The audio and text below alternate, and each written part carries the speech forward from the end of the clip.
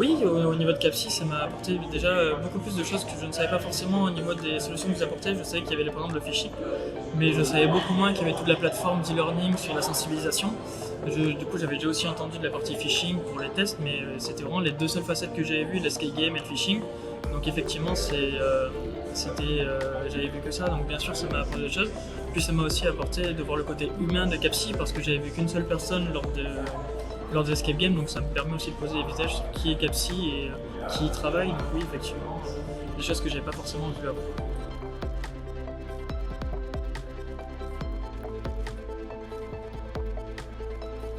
En grande partie, j'ai beaucoup apprécié ce qui a été présenté. Je pense que j'ai eu deux sujets qui m'ont vraiment beaucoup intéressé. Ça a été le sujet des ATAS, qui était très intéressant parce qu'il était très actuel, dans le sens où il nous a sorti des choses qui étaient du coup sur l'événement même.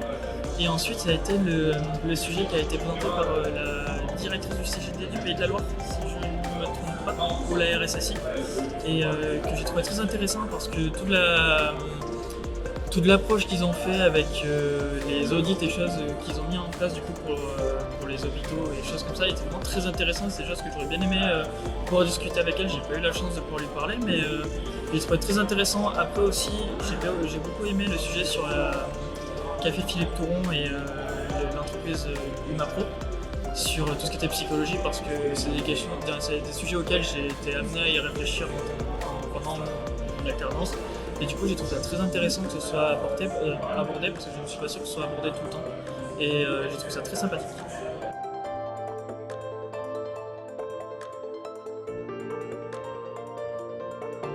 Le jeu mystère était très sympa, très ludique et pas trop compliqué. Je pense qu'il peut s'adresser un peu à tout le monde. Pour la sensibilisation, c'est pas mal.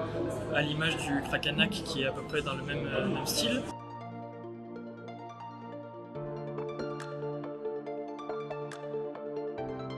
Moi, le fait que ce soit amené de manière ludique, c'est ce qui aide, c'est ce que j'ai remarqué, ce qui aide les gens à vouloir déjà s'y intéresser. Parce que la cybersécurité, quand on ne connaît pas, ça peut être quelque chose qui paraît un peu dur et barbant, un peu à apprendre.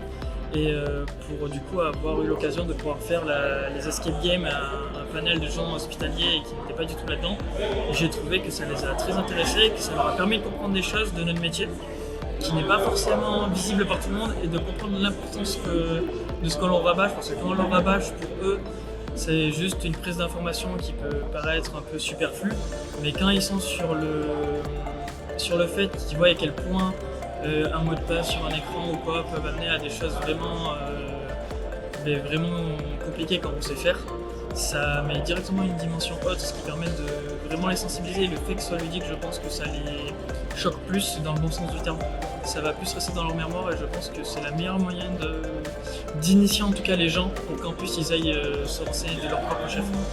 Mais je pense que l'amener de manière ludique pour les piquer d'abord, pour essayer de leur faire découvrir, c'est la meilleure façon de le faire.